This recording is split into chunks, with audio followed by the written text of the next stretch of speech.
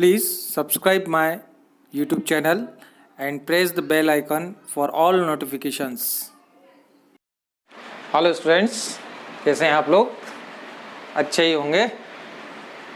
आज फिर हम 12th क्लास का यूनिट 3 का एक बहुत ही बहुत ही इम्पोर्टेंट टॉपिक लेकर आप लोगों के बीच में है, जो बहुत सी बार बोर्ड एग्ज़ाम में पूछा गया हुआ कि साइक्लोट्रॉन एक वर्ड होता है, साइक्लोट्रॉन क्या है, इस टाइप का प्रश्न आता है और इसका सिद्धांत, रचना और कार्यविधि समझाइए, साइक्लोट्रॉन की क्या क्या लिमिटेशंस होती है ये सब समझाइए। तो इस प्रकार का प्रश्न आपका साइक्लोट्रॉन पर आधारित आता है, उसी के बारे में आज हम चर्चा करेंगे।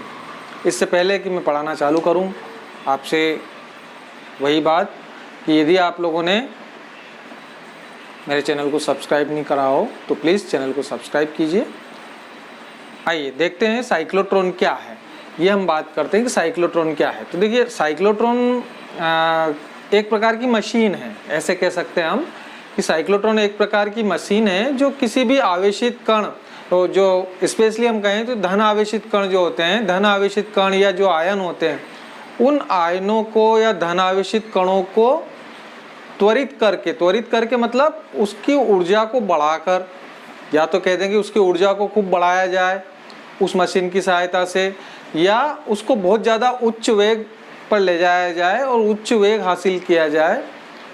ऐसी एक मशीन होती है जिसकी सहायता से धन आवेशित कणों को की ऊर्जा को बहुत उच्च कर दिया जाता है, बहुत ज़्यादा त्वरित कर दिया जाता है। ऐसी मशीन को साइक्लोट्रॉन कहते हैं।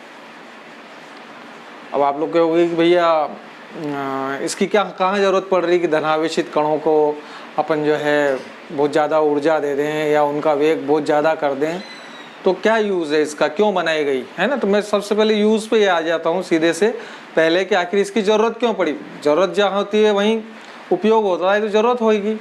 तो साइक्लोट्रॉन का जो यूज़ है, मेन यूज़ साइक्लोट्रॉन का जो आपकी न्यूक्लियर फिजिक्स है उसके अंदर होता है।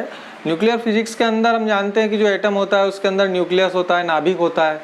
अब उस नाभिक के अंदर जो रिएक्शंस होती है, बहुत सारी जो क्रियाएं होती है, तो उन क्रियाओं को की स्टडी, किस हिसाब से स्टडी उनकी की जाए, तो वहाँ कोई ऐसे हर कोई कण वहाँ नहीं चला जाता बहुत ज़्यादा, क्योंकि बहुत ज़्यादा बॉन्डिंग एनर्जी रहती है। तो वहाँ पर जो कण पहुँचाया जाए वो बहुत ज़्यादा स्पीड में होना चाहिए, बहुत ज़्यादा उसकी एनर्जी होना चाहिए।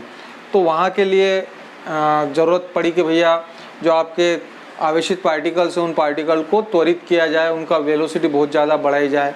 तो इसके लिए साइक्लोट्रॉन की आवश्यकता पड़ी। दूसरा एक यूज इसका ये भी हो सकता है कि जैसे कोई एक सॉलिड है, कोई एक ठोस है, उस ठोस के अंदर हम एक आयन को बिठा दें, एकदम स्पीडली उस आयन को अंदर भेज दें, तो उसका जो नेचर है, उसका नेचर चेंज हो जाता है।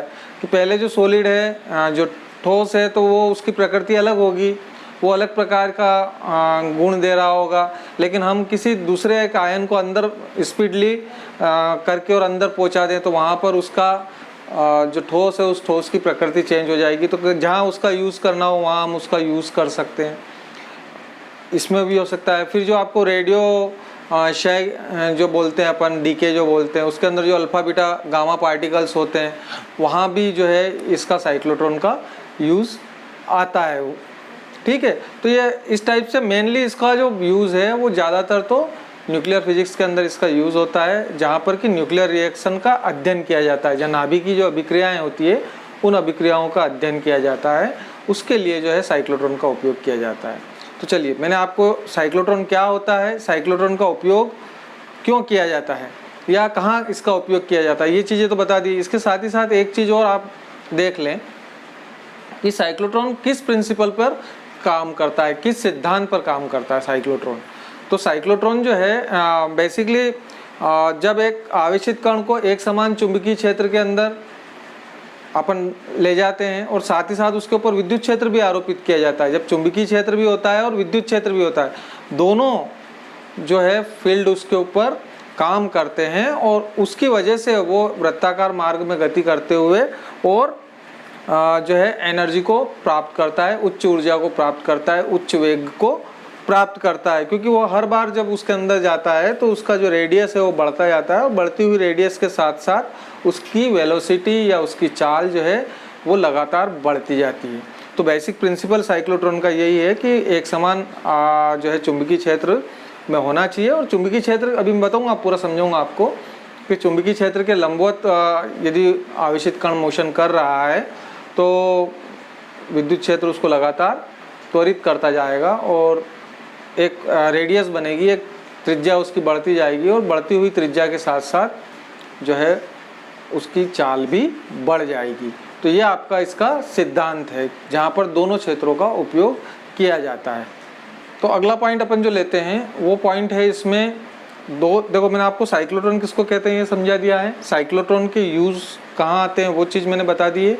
और तीसरी चीज़ मैंने आपको जो है साइक्लोट्रॉन किस सिद्धांत पर कार्य करता है ये चीज़ भी मैंने आपको एक्सप्लेन की है। साइक्लोट्रॉन के अंदर किसी आवेशित कण को चुंबकीय क्षेत्र के लंबवत जब प्रवेश कराते हैं तो चुंबकीय क्षेत्र तो उसको घुमाने का काम करता है, जबकि जो आपका विद्युत क्षेत्र है वो उसको त्वरित करने का काम करता है।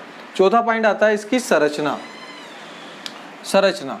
नेक्स्ट पॉइंट जो आता है इसकी संरचना, कि इसकी संरचना कैसी होती है। तो देखिए ये संरचना के रूप में यदि हम देखें तो तांबे का एक खोखला गोला जो बोलते हैं अपन, उसको काट के और दो डी के आकार के, जैसे एक ऐसा गोला होता है, बेलनाकार भी कह सकते हैं उसको, इस टाइप से गोला होता है, उसको बीच में से काट के और दो पार्ट कर दिए जाते हैं, खोखला रहता है वो और दो पार्ट कर दिए जाते हैं जो डी के आकार के होते हैं, जो हमारा इंग्लिश का जो लेटर है ना डी, उसके आकार के होते हैं, इसलिए उन खोखले भागों को हम डीज कह देते हैं। क्या कह देते हैं? डीज।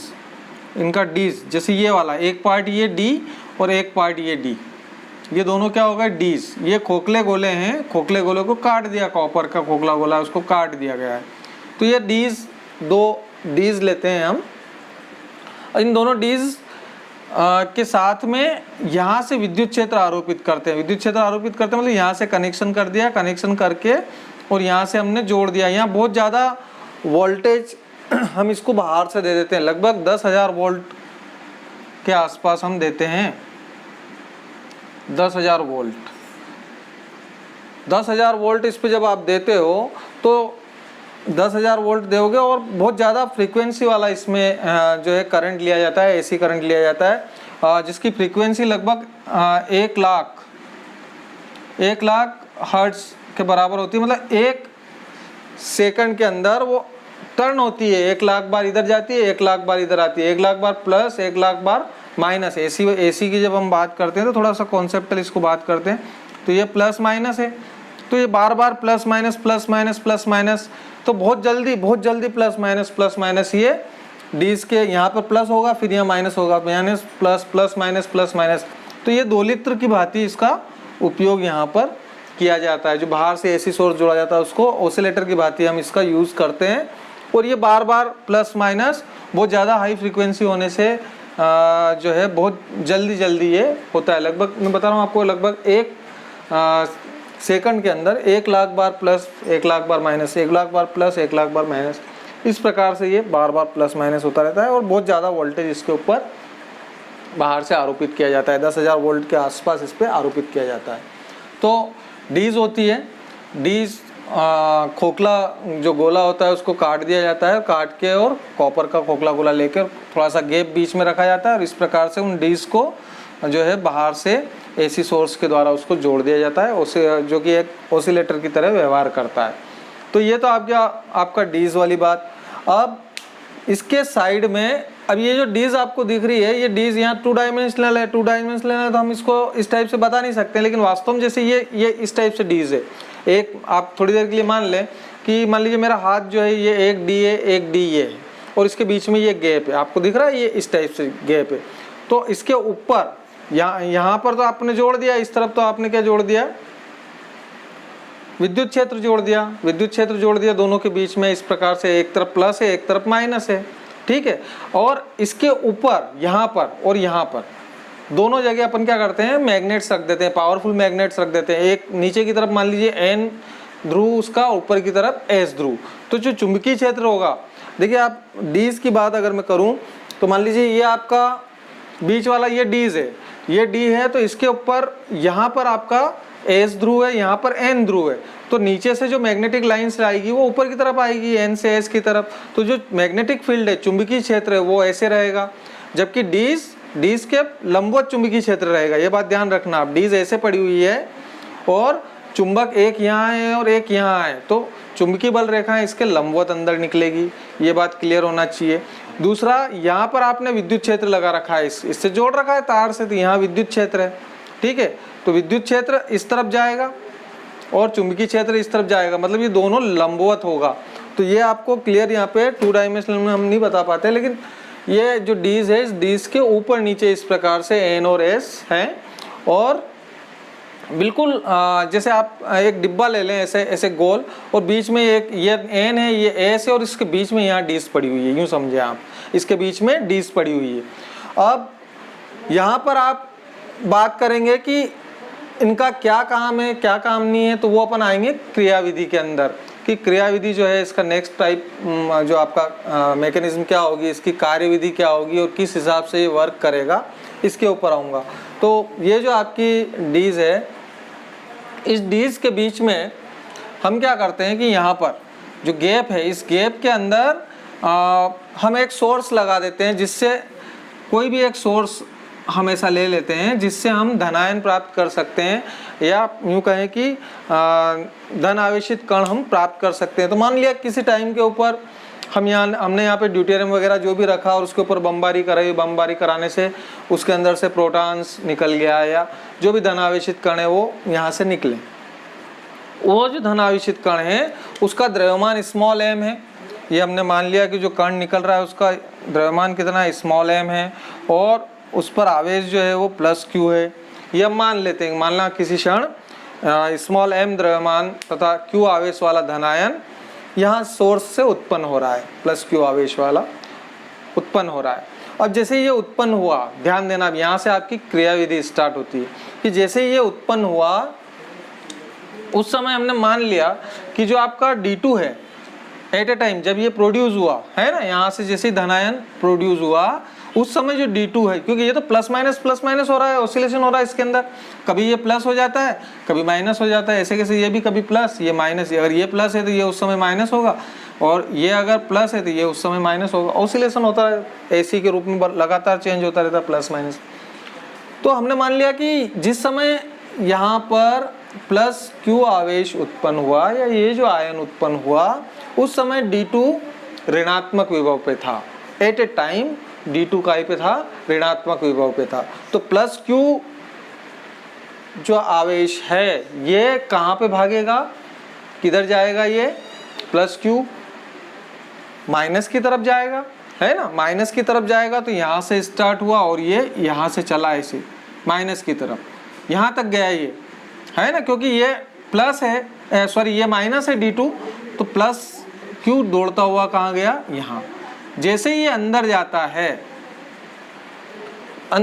है तो जो ये क्या है, खोखला गोला है ना, हमने पढ़ा है कि खोखला जो कोई चालक होता है फर्स्ट यूनिट के अंदर पढ़ा है, तो उसके अंदर विद्युत क्षेत्र का मान कितना हो जाता है, 0 हो जाता है, विद्युत क्षेत्र वहाँ पर आरोपित नहीं होता है। तो ये यहाँ से दौड़ता हुआ अंदर तो गया, लेकिन जैसे ही ये डीज में जाएगा एकदम स्पीड से गया, खींचाया, अंदर गया, और अंदर जाते ही क्या हुआ, इसके ऊपर विद्युत क्षेत्र लगना बंद हो गया। विद्युत क्षेत्र लगना बंद हो गया मतलब अब ये भागेगा नहीं, जिस स्पीड से जा रहा था वो स्पीड ऐसी किसी अंदर, भाई अपन देखते ना किसी चीज को अपन धक्का दे दो, एक बार फोर्स से धक्का दे दो तो दौड़ता हो जाएगा, तो एकदम रुकेगा नहीं, वो चलता ही रहेगा आगे की तरफ। तो यहाँ अंदर ये भी आगे की तरफ बढ़ता रहेगा एट ए टाइम। उसी समय जब ये आगे की तरफ बढ़ रहा है तो यहाँ विद्युत क्षेत्र तो आपका क्या हो गया, 0, जिसकी वजह से ये भाग नहीं रहा है, सिर्फ जो पहले से वेग इसने प्राप्त कर रखा था उसी वेग से ये अंदर की तरफ जा रहा है। लेकिन at a time magnetic field तो लग रहा है, क्योंकि मैग्नेट तो ऊपर से लगे हुए हैं, है ना, तो मैग्नेटिक फील्ड तो इन डीज के ऊपर लग रहा है, अंदर सभी तरफ लग रहा है। चाहो तो इस डीज में अपन ऐसे ऐसे करके भी बता सकते हैं, ये इस टाइप से जो है मैग्नेटिक फील्ड लग रहा है, मतलब ये नीचे से ऊपर की तरफ बता रहा हूँ मैं। अगर मैंने डॉट ऐसे बता रखे हैं तो इससे हमको ये क्लियर होना चाहिए कि इसके ऊपर जो है मैग्नेटिक फील्ड तल के लंबवत नीचे से ऊपर की ओर लग रहा है। मैंने बोला था कि नीचे आपका क्या रखा हुआ है हमने, नीचे एन रखा हुआ है, ऊपर एस रखा हुआ है, तो नीचे से ऊपर की तरफ आ रहा है। तो ये डॉट लगा रखे हमने ये समझने के लिए कि भाई मैग्नेटिक फील्ड तो यहाँ पर लग रहा है, अंदर डीज के अंदर भी मैग्नेटिक फील्ड लग रहा है। अब ये यहाँ से भाई साहब चले दौड़ते हुए गए यहाँ पर, यहाँ दौड़ते हुए गए, लेकिन अंदर जैसे ही गए तो जो आपका विद्युत क्षेत्र है वो शून्य है, लेकिन चुंबकीय क्षेत्र तो लग रहा है। और चुंबकीय क्षेत्र ये इस तरफ भग रहा है ना, इलेक्ट्रिक फील्ड की वजह से ये इस तरफ भग रहा है। और चुंबकीय क्षेत्र कहाँ लग रहा है, नीचे से ऊपर की तरफ, चुंबकीय क्षेत्र नीचे से ऊपर की तरफ। तो ये दोनों हो गए लंबवत, आवेशित कण इधर जा रहा है और चुंबकीय क्षेत्र इधर जा रहा है। तो मैंने इससे पहले वाले वीडियो में भी आपको बताया था कि आवेशित कण यदि इधर जा रहा हो और चुंबकीय क्षेत्र यदि इधर लग रहा है, हाँ चुंबकीय क्षेत्र ऐसे लग रहा है, मान लीजिए आवेशित कण आपका इधर मूवमेंट कर रहा है, तो हम उससे देखते हैं तो जो अंदर वलय होगा वो क्या होगा, यहाँ पर वृत्ताकार मार्ग पर इसको घुमा देगा। ये आपने पहले देखा था कि जब चुंबकीय क्षेत्र के अंदर कोई आवेशित कण गति करता है तो उस पर एक फोर्स कार्य करता है और वो फोर्स उसको कार्य में करता है वृत्ताकार मार्ग पर घुमा देता है। जब क्योंकि थीटा इक्वल टू 90 करके हमने देखा था उसमें F is equal to Q B sine theta, तो ये इसको क्या कर रहा है, वृत्ताकार मार्ग पर घुमा देगा। तो ये घूमता हुआ बेचारा वापस यहाँ आ जाएगा। जैसे ही ये यहाँ पर आया, इस पॉइंट पर आया एट ए टाइम, उस समय क्या हुआ कि ये वाला जो था ये अब क्या हुआ, माइनस पे हो गया और ये प्लस पे हो गया। ऑसिलेटर है, टाइमिंग इस हिसाब से रहेगा कि यहाँ से मूवमेंट करता हुआ जैसे यहाँ तक आया, यहाँ तक आया, यहाँ तक क्यों आ रहा है, वृत्ताकार घूम के क्यों आ रहा है, किसकी वजह से आ रहा है, चुंबकीय क्षेत्र की वजह से। चुंबकीय क्षेत्र की वजह से चुंबकीय बल इस पे कार्य कर रहा है और वो चुंबकीय बल इसको क्या कर रहा है, वृत्ताकार मार्ग पर मोड़ रहा है। तो ये वृत्ताकार मार्ग मोड़ के यहाँ आया, एट ए टाइम ये क्या हुआ, D1 का ही पे आ गया, माइनस पे आ गया। तो ये यहाँ से जैसे ही निकलेगा तो स्पीडली फिर तेज वापस आएगा। तो जो स्पीड इसके अंदर से यहाँ बाहर तक आ रही थी उससे और ज़्यादा स्पीड बढ़ जाएगी, और ज़्यादा स्पीड बढ़ जाएगी और ये दौड़ता हुआ और तेज़ी से यहाँ तक आएगा। यहाँ तक आया और फिर अंदर जैसे ही गया तो विद्युत क्षेत्र तो हो गया ख़त्म D के अंदर, लेकिन फिर चुंबकीय क्षेत्र लगा हुआ है तो ये इसको फिर घुमाकर और फिर वृत्ताकार मार्ग पर ले जाएगा। तो इसकी स्पीड तो पहले से ज़्यादा बढ़ गई, इसके अंदर जिस स्पीड से ये पलटा था उससे यहाँ स्पीड और ज़्यादा बढ़ गई। फिर यहाँ जैसे ही बाहर आया, यहाँ फिर इसका विद्युत क्षेत्र रहेगा, इस गैप के बीच में तो विद्युत क्षेत्र लगेगा। और ये कहीं पे आ गया, ये माइनस पे आ गया, ये माइनस पे आ गया, तो ये फिर से दौड़ा, फिर से दौड़ के ऐसे गया।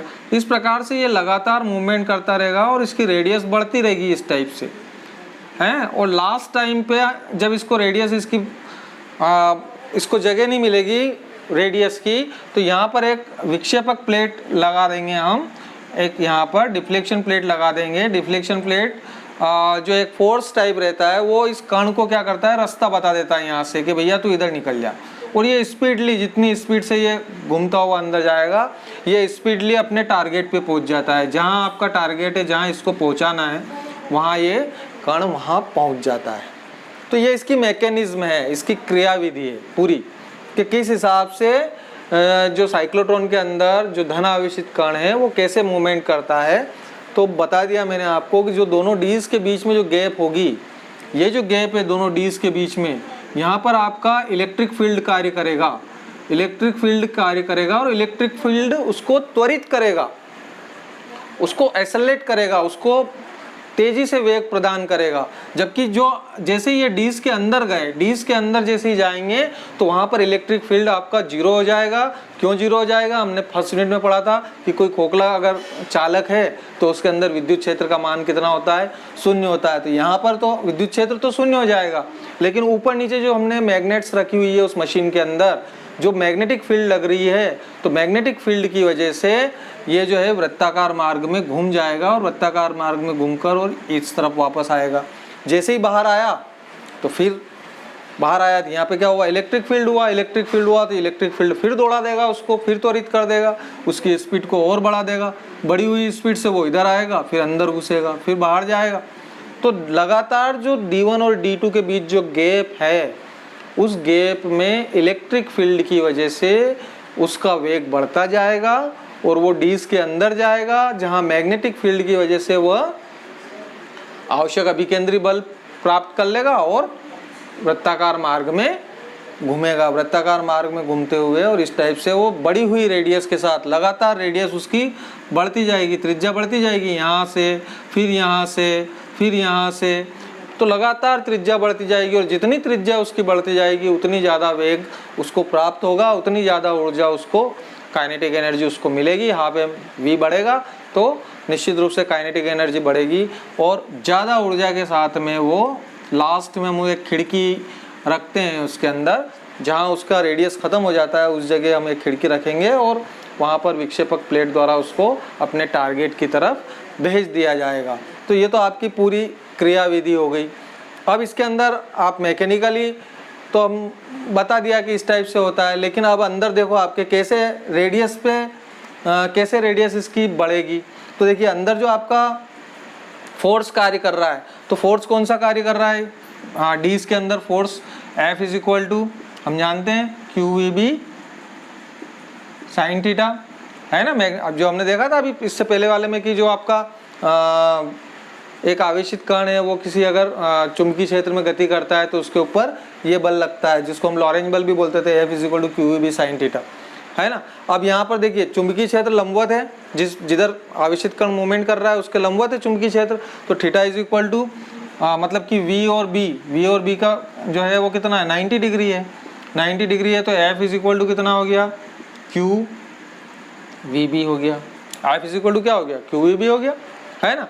अब ये QVB जो फोर्स इसको लग रहा है, आप समझना यहाँ पे, ये जो F is equal to QVB force इसके ऊपर लग रहा है, क्यों लग रहा है, क्योंकि ये परपेंडिकुलर है इसलिए लग रहा है maximum, F is equal to QVB। ये जो फोर्स है यही फोर्स इसको घुमा रहा है, मतलब आवश्यक अभिकेंद्री बल इसको प्रदान कर रहा है। इसी बल, ये बल जो है किसके बराबर होगा, आवश्यक अभिकेंद्री बल के बराबर होगा। तो हम जानते हैं कि अभिकेंद्री बल जो होता है कितना होता है mv² r, और इसके सामने अपन ने ले लिया QVB, दोनों बराबर हैं। ये आवश्यक अभिकेंद्री बल किसके बराबर है, जो अंदर मैग्नेटिक फोर्स प्राप्त कर रहा है उसके बराबर, तभी वो घूम रहा है। तो mv² r is equal to क्या हो गया आपका QVB। इससे हम रेडियस निकाल लें तो देखिए आप इससे अगर रेडियस निकालने की बात करोगे तो एक V से एक V काट दिया, तो जो रेडियस है R को उधर ले गए तो ये कितना आया आपका mv/QB। अब यहाँ यदि आप देखो थोड़ा सा यहाँ पे सोचो, ये इसकी त्रिज्या हो गई, ये जो हर एक बार जो त्रिज्या आएगी वो इसके ऊपर डिपेंड कर रही, कण का द्रव्यमान वो के वो रहेगा, आवेश वो के वो रहेगा, चुंबकीय क्षेत्र वो के वो रहेगा, सीधे सीधे त्रिज्या किस पे डिपेंड कर रही है, V पर है ना। मतलब आपका जो कण है वो यहाँ से चला जिस वेग से है, तो जितना वेग रहेगा उतनी त्रिज्या बढ़ेगी, जैसे जैसे V का वैल्यू बढ़ती जाएगी रेडियस अपने आप बढ़ती जाएगी। तो आपका यहाँ पे ये फिर यहाँ आया, यहाँ वेग बढ़ा तो ऑटोमेटिक त्रिज्या बढ़ गई, फिर यहाँ से यहाँ आया फिर वेग बढ़ा फिर त्रिज्या बढ़ गई। तो जो रेडियस है वो वेलोसिटी के अकॉर्डिंग बढ़ती जाएगी, मतलब जैसे जैसे आप वेलोसिटी इलेक्ट्रिक फील्ड के ड्यू बढ़ती जाएगी वैसे वैसे जो है उसकी रेडियस भी लगातार बढ़ती जाएगी। तो ये चीज़ भी आपको इसमें देखना है। और एक और जो टाइम कांस्टेंट की बात करते हैं हम कि इसका जो समय होता है, क्योंकि ये जो ऑसिलेशन है, ये ऑसिलेशन तो हमने बोल दिया कि 1 सेकंड के अंदर 1 लाख बार प्लस माइनस हो रहा है, तो टाइम तो उतना के उतना ही लगेगा। अगर ये इस रेडियस से घूम के यहाँ आ रहा है तो भी उतना ही टाइम लगना चाहिए, और फिर अगर यहाँ से रेडियस बढ़ के और यहाँ तक आ रहा है तो भी टाइम उतना ही लगना चाहिए, क्योंकि अगर ये यहाँ से यहाँ तक आ रहा है इतने में वापस ये प्लस पे आ रहा है, तो ये तो बाहर से सेट करा हुआ है, मतलब इसके जो अंदर का जो टाइम है वो टाइम कांस्टेंट होना चाहिए, तभी तो ये यहाँ तक आएगा, तब आएगा एकदम बढ़ के आएगा। तो टाइम की बात अपन करें तो टाइम में यदि हम निकालने की बात करें तो जो आधे इसकी बात कर लो, चलो तो ये आधा मान लीजिए r रेडियस है, तो ये कितने त्रिज्या हो गई इसकी, परिधि कितनी हो गई πr, तो चली गई दूरी। देखिए यहाँ पर मैं थोड़ा सा इसको साफ कर देता हूँ और फिर आपको वापस में बताता हूँ। तो देखिए अपन टाइम की बात करें तो टाइम में यहाँ अपन देखेंगे कि यहाँ से यहाँ तक जो जा रहा है उसका समय भी उतना ही है बाहर निकलने का, फिर ये यहाँ से यहाँ तक इस रेडियस में जा रहा है तो उसका समय भी उतना ही है, यहाँ से यहाँ तक जा रहा है तो उसका समय भी उतना ही है, मतलब कहीं ना कहीं समय फिक्स है समय। तो उसको हम कैसे शो करेंगे इसके अंदर, तो एक कोई सा भी अपन ले ले, मान लीजिए ये अर्धवृत्त लिया अपन ने, तो ये अर्धवृत्त है, तो अर्धवृत्त की परिधि कितनी होती है, फार्मूला वही यूज़ करेंगे, वेग बराबर दूरी बटे समय, वेग बराबर दूरी बटे समय, या यूं कहें कि समय बराबर क्या होगा, समय बराबर क्या होगा आपका, समय को इधर लिया है तो दूरी बटे वेग, है ना। तो ये माने अपन की जो अर्धवृत्त है डी का, ये अर्धवृत्त, इस अर्धवृत्त को पूर्ण करने में यदि टी समय लगता है तो टी, ठीक है। अब दूरी कितनी चली यहाँ से यहाँ तक, मान लीजिए ये आर रेडियस है, तो ये इसकी परिधि आधी परिधि हुई, तो कितना हो गया, पाई आर ले सकते हैं इसको, 2 पाई आर की जगह हम कितना ले सकते हैं, पाई आर, और बटे वेग, वेग कितना है v, है ना, वेग कितना है v। अब v की वैल्यू अभी हमने r की वैल्यू देखी थी, r की वैल्यू क्या निकली थी आपकी, अब हमने जस्ट अभी थोड़ी देर पहले ही देखा r की वैल्यू आपकी, ये r इज इक्वल टू हमने क्या निकाला था, दोनों को बराबर रखे एम वी स्क्वायर को और उसको बराबर रख के काटा था ना, तो क्या निकला था एम वी, एक वी से एक वी कट गया था, तो M V upon Q into B, ये निकाला था अभी r, ठीक। ये बात समझ में है आपको, वेग बराबर दूरी बटे समय लिया तो समय बराबर दूरी बटे वेग हो गया। दूरी कितनी हुई, हाफ डी के लिए, आधे डी के लिए दूरी कितनी हुई, पाई आर, और वेग वी वेग से निकल रहा है तो वी। अब हमने आर की वैल्यू ये अभी निकाली है, तो आर की वैल्यू यदि अपन इसके अंदर रख दें ये, तो टी इक्वल टू कितना हो जाएगा, देखो पाई और वी तो ऐसा कैसा, और आर की जगह हमने रख दिया M V upon Q B, तो वी से वी तो कट गया, तो जो आपका टी है ये टी क्या आया, देखिए आप एम पाई क्यू और बी। अब इसको देखो आप, ये बिल्कुल इजी है, कोई इसमें वो नहीं है, ये टी कितना है, टी का पे डिपेंड कर रहा है एम फिक्स होता है, पाई की वैल्यू भी फिक्स होती है कण के लिए, जो चार्ज है वो भी फिक्स होता है, और बी भी फिक्स होता है। इसका मतलब क्या हुआ कि ये सभी चीज़ें क्या है, कांस्टेंट है, तो इसका मतलब टी क्या हुआ आपका, कांस्टेंट हुआ। तो इस पूरे साइक्लोट्रॉन के अंदर जो अंदर से टाइमिंग जो है वो उसकी फिक्स रहेगी डी से निकलने की, और इसी वजह से क्या होगा कि वेलोसिटी बढ़ती जाएगी, और वेलोसिटी के साथ में रेडियस बढ़ती जाएगी, और रेडियस बढ़ती जाएगी, और लास्ट में वो क्या करेगा, बहुत ज़्यादा वेलोसिटी प्राप्त कर लेगा, बहुत ज़्यादा एनर्जी प्राप्त कर लेगा, ऊर्जा प्राप्त कर लेगा, और उस ऊर्जा से वो अपने टारगेट को हिट करेगा और बहुत अंदर तक चला जाएगा। इसके बाद एक चीज़ और इसके अंदर रह जाती है, वो गतिज ऊर्जा। तो गतिज ऊर्जा के बारे में भी हम थोड़ी सी बात कर लेते हैं। देखिए जो धनायन है जिसको हम त्वरित कर रहे हैं, उसकी अधिकतम गतिज ऊर्जा कितनी होगी, तो इसके लिए हम मान लें कि हमने सबसे बड़ी वाली जो रेडियस है वो ले ली, कि मान लो धनायन जो है वो आर मैक्सिमम त्रिज्या की वृत्ति मार्ग में और वी मैक्सिमम चाल से गति कर रहा है। जो सबसे बड़ी रेडियस है उसको हमने ले ली, कि मान लीजिए वो वहाँ पर लास्ट वाली जो रेडियस है, तो उस रेडियस के अंदर वो बहुत ज़्यादा वी मैक्सिमम चाल से गति कर रहा है, तो उस समय उसके ऊपर जो चुंबकीय बल लगेगा, वो चुंबकीय बल उसको आवश्यक अभिकेंद्री बल प्रदान करेगा। तो इसका मतलब वहाँ जो चुंबकीय बल लग रहा है वो कितना है, क्यू वी मैक्सिमम बी, ये उसके ऊपर चुंबकीय बल लग रहा है, और ये इसको आवश्यक अभिकेंद्री बल प्रदान कर रहा है, मतलब एम वी मैक्सिमम का स्क्वायर अपॉन आर मैक्सिमम, ये हो जाएगा। उस हिसाब से अपन देखें तो Q B is equal to M V square upon R होता है, दोनों बराबर होते हैं, तो इस यहाँ अपन देखें तो ये हो जाएगा। तो इसके हिसाब से यदि अपन वी मैक्सिमम फाइंड आउट करें, तो एक वी मैक्सिमम से एक वी मैक्सिमम कट गया, तो वी मैक्सिमम कितना हो जाएगा, यहाँ से अपन देखें कितना वेग उसको लास्ट वाले सर्किल में मिल रहा है, जो आखिरी वाला वो घूम रहा है उसके अंदर उसको उसका वेग कितना होगा, ये यहाँ से अपन देख सकते हैं। तो ये देखें अपन तो कितना होता है, क्यू आर मैक्सिमम और बी, है ना, अपॉन में नीचे क्या आ जाएगा आपका एम। इस वेग से वो लास्ट वाले सर्किल में घूम रहा है, जो आखिरी वाला, जब उसको अपन बाहर निकालने की तैयारी कर रहे हैं, तो उस समय उसका जो वेलोसिटी है वो ये वेलोसिटी होगी। तो उस समय गतिज ऊर्जा कितनी होगी, उसकी अधिकतम गतिज ऊर्जा हम वही फाइंड आउट करेंगे लास्ट वाले सर्किल में। तो उस समय उसकी गतिज ऊर्जा कितनी होगी, तो देखिए गतिज ऊर्जा का जो हमारा फार्मूला वो क्या होता है, हाफ एम वी स्क्वायर। तो यहाँ कितना हो जाएगा, गतिज ऊर्जा is equal to 1/2 M V maximum का स्क्वायर। तो ये वी मैक्सिमम की अपन इसके अंदर रख दें वैल्यू, तो कितना हो जाएगा 1/2 एम, और वी मैक्सिमम की जगह हम क्या लिखेंगे, Q into R maximum into B upon M. अब ये एम से एम आपका क्या हुआ, कट गया। यह एम वी स्क्वायर है ना, एम वी स्क्वायर है तो इसको स्क्वायर लेना पड़ेगा, तो ये इसका भी स्क्वायर हो गया, इसका भी स्क्वायर, इसका भी स्क्वायर और इसका भी स्क्वायर, तो स्क्वायर कट गया इसमें। तो ये कितना आ गया आपका 1/2 Q square B square R maximum का स्क्वायर अपॉन स्मॉल एन। ये आपकी मैक्सिमम काइनेटिक एनर्जी हो गई, उसकी जो कण आप बाहर निकाल रहे हो त्वरित करके और जो बाहर निकाल रहे हो उसकी काइनेटिक एनर्जी का फार्मूला ये हो गया। कई बार ये भी पूछ लेते हैं कि जो धनायन होता है उसका उसकी अधिकतम गतिज ऊर्जा कितनी होगी, तो ये अधिकतम गतिज ऊर्जा के लिए सूत्र हो गया। इसके बाद में एक और चीज़ मैं जल्दी से ले लेता हूँ, वीडियो बड़ा हो रहा है।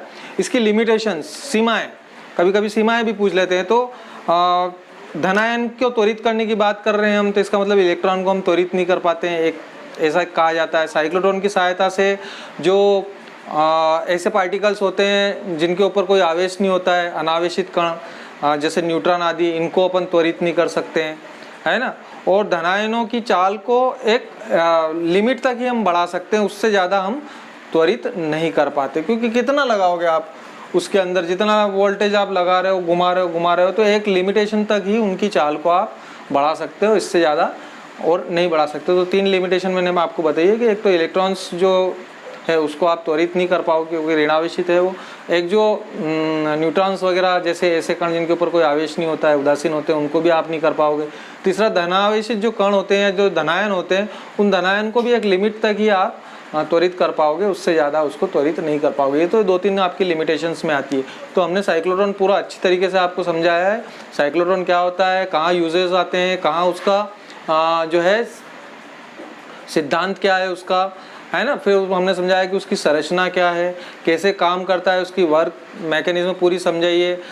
उसके अंदर हमने आपको रेडियस के साथ में भी बताया किस टाइप से उसकी रेडियस बढ़ती है, रेडियस वेलोसिटी के ऊपर डिपेंड करती है, टाइम कैसे कांस्टेंट होता है, और साथ ही साथ में उसकी जो आपकी काइनेटिक एनर्जी है वो लास्ट टाइम पे कितनी होती है, जब मैक्सिमम उसको बाहर निकाला जाता है उस समय कितनी होती है, और साइक्लोट्रॉन की क्या क्या सीमाएँ होती है। ये सब चीज़ें कंप्लीट साइक्लोट्रॉन इसके अंदर आपको हमने समझा दिया है। अब आप इसको 2 या 3 बार अच्छे से देखिए, आराम से धीरे धीरे देखिए, एकांत में बैठ के देखिए, ताकि आपको पूरा साइक्लोट्रॉन अच्छे से समझ में आए। यदि ये वीडियो आपको पसंद आया है तो आप लाइक कीजिए, कमेंट्स कीजिए, और अभी तक यदि आपने मेरे चैनल को सब्सक्राइब नहीं करा है तो प्लीज़ चैनल को सब्सक्राइब कीजिए। धन्यवाद।